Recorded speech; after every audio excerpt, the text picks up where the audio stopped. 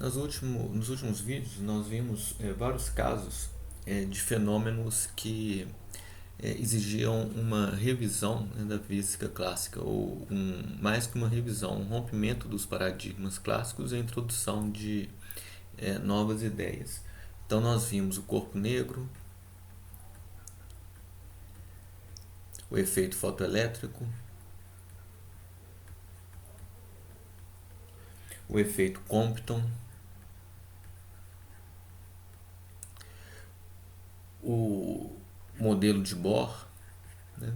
Em particular, esses três fenômenos tinham relação com a radiação, que era então vista como onda e exigia que a gente introduzisse propriedades corpusculares para que eles fossem completamente descritos.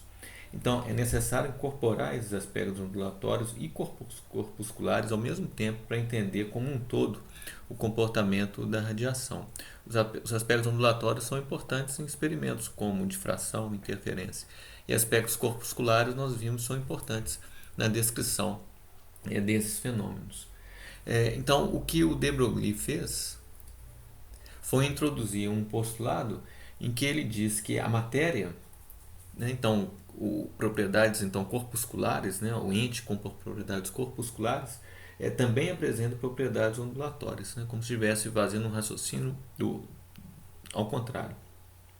Então, isso tudo leva a um comportamento dual, onda-partícula, da radiação, também se aplicando à matéria, né? Então, a ideia de de Broglie aqui é que a matéria, vista então como corpúsculos, também apresenta propriedades ondulatórias.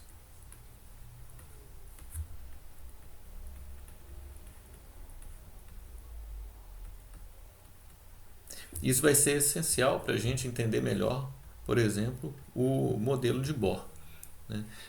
Descreve elétrons em átomos e a gente vai ver essa descrição sendo feita através da associação do elétron com uma função de onda, né? Então, tudo isso mostra que essa dualidade onda-partícula é um aspecto essencial da natureza e a gente tem que descrevê-la em maiores detalhes.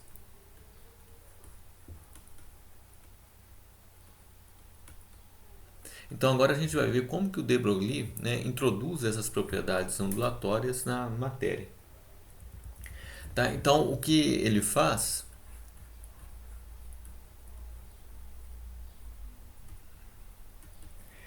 é associar à matéria uma onda e faz isso definindo qual que é o comprimento de onda da onda associada à matéria. Esse lambda vai estar relacionado com o momento através da constante de Planck, h, e lambda é igual a h sobre p.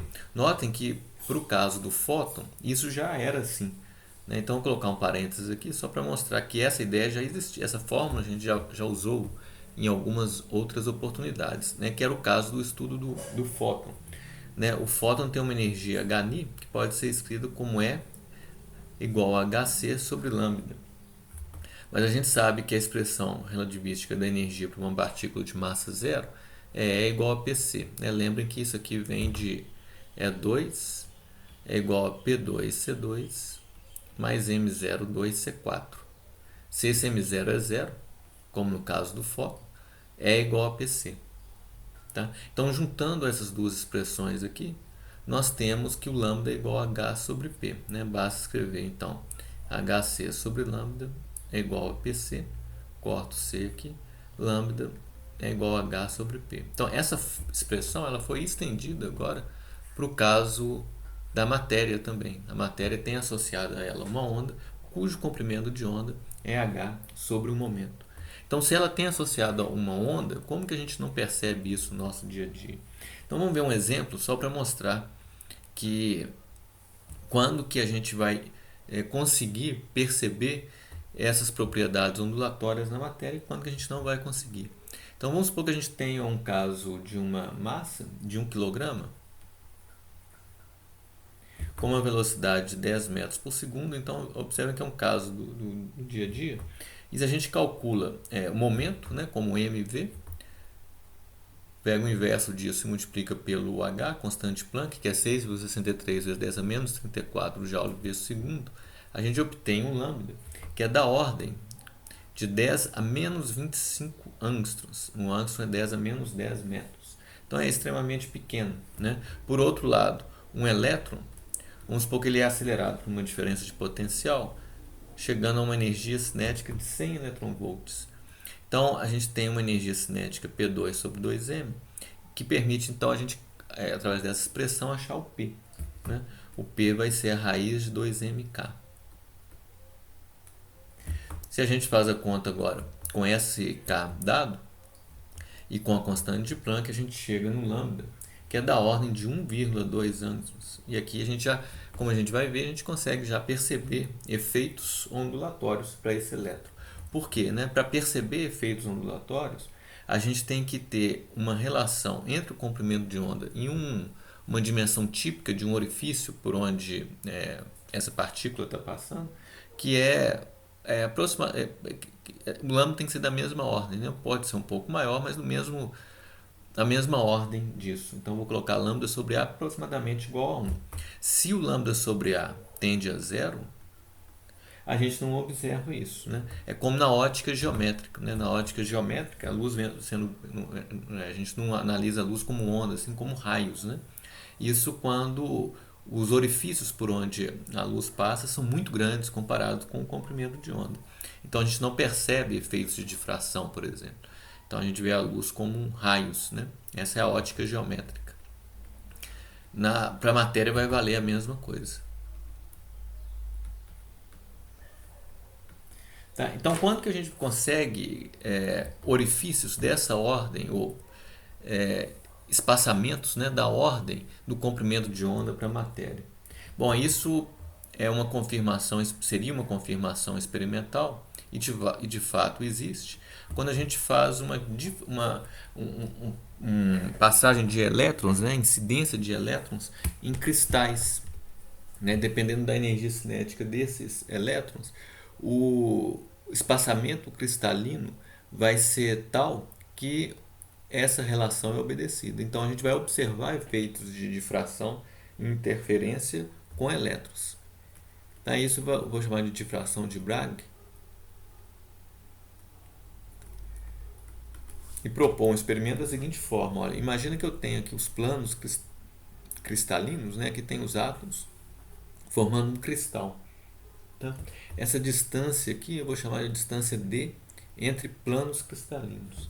Então eu vou incidir elétrons que vão ser refletidos por esses planos cristalinos.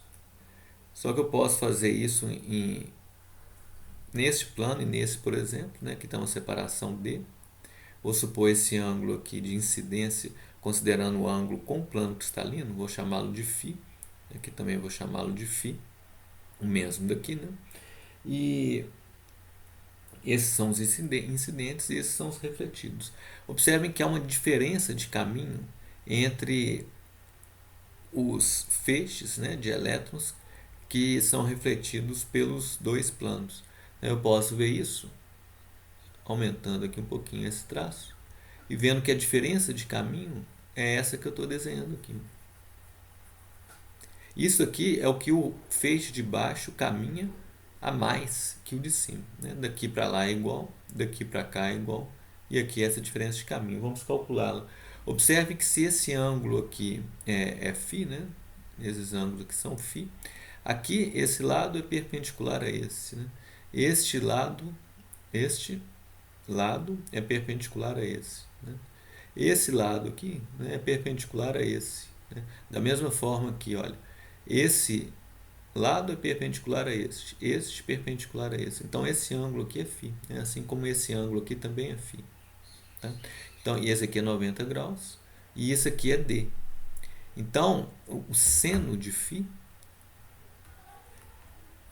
eu posso calcular o seno de φ a partir daqui, olha, é o cateto oposto, vamos chamar isso aqui de um L,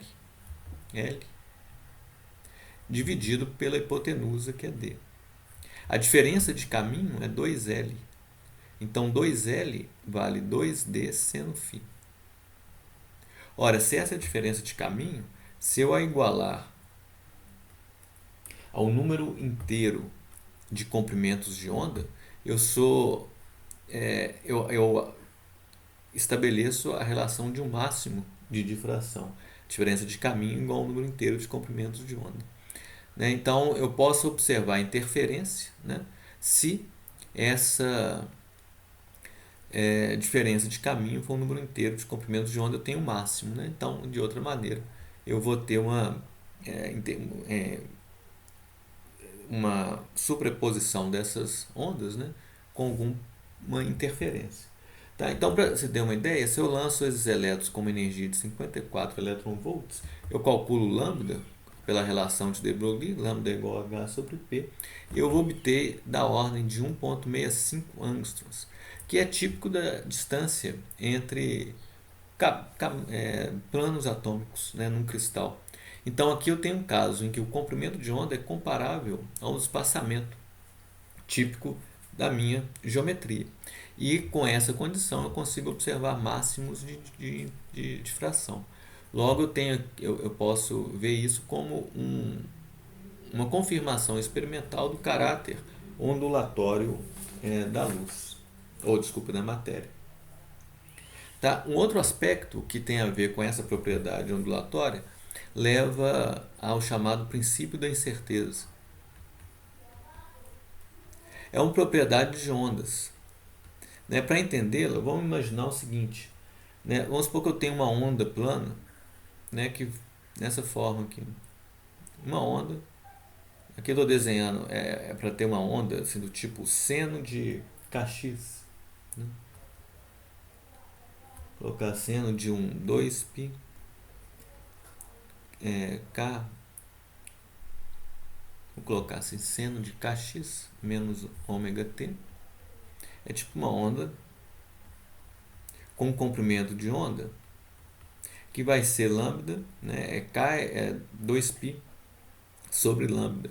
Né? Então, lambda é 2π sobre K. Então, se eu tenho um K bem definido, né? Eu tenho um lambda bem definido, que é essa distância aqui, ela se repete. É uma onda, como a gente está acostumado a descrever ondas planas. Tá? Então, observa a situação aqui. Eu tenho um lambda bem definido. Né? Um lambda. Né? Esse lambda sendo bem definido me leva a um P bem definido. Logo, a incerteza em lambda aqui é zero. Assim como a incerteza em P.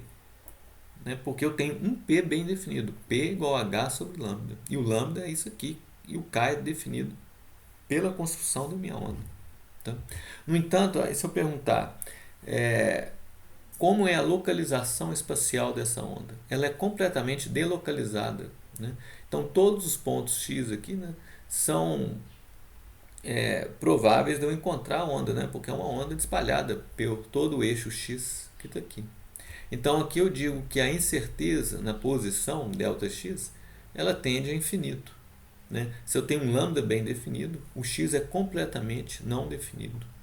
Tá? Então, isso é parte de uma relação que chama relação de incerteza, que estabelece que o produto ΔX e ΔP ele tem um limite mínimo. Ele tem que ser sempre maior do que h barra sobre 2. Tá? Se eu diminuo o ΔP, eu aumento o ΔX. Se eu diminuo o ΔX, eu aumento o ΔP. Talvez isso fique mais claro de ver nessa figura. Se eu sobreponho várias ondas, faço uma superposição de várias ondas com comprimentos de ondas diferentes, eu construo um chamado pacote de onda. Né? Então, observem que aqui eu tenho um lambda, que eu tenho outro, que eu tenho outro, que eu tenho outro, que eu tenho outro. Então, eu não tenho um lambda bem definido, eu tenho uma mistura de lambdas. Né? Logo, eu tenho um certo ΔP finito. ΔP meu aqui já não é mais zero, porque o delta lambda não é zero. Eu tenho um conjunto de lambdas para gerar isso aqui. Quando eu faço a superposição dessas ondas todas, eu tenho um pacote de onda em que ela fica concentrada numa certa região do espaço e ela é desprezível fora dessa região. Então aqui eu tenho um ΔP finito e um ΔX finito. O ΔX aqui se restringe a essa região mostrada, porque agora eu tenho um delta lambda que é diferente de zero, né? Um delta lambda finito. Tá? Essa situação ela é feita de tal maneira que preserva a relação de incerteza que a gente tinha descrito aqui. Tá? Então essa é a chamada relação de incerteza e ela é característica de ondas.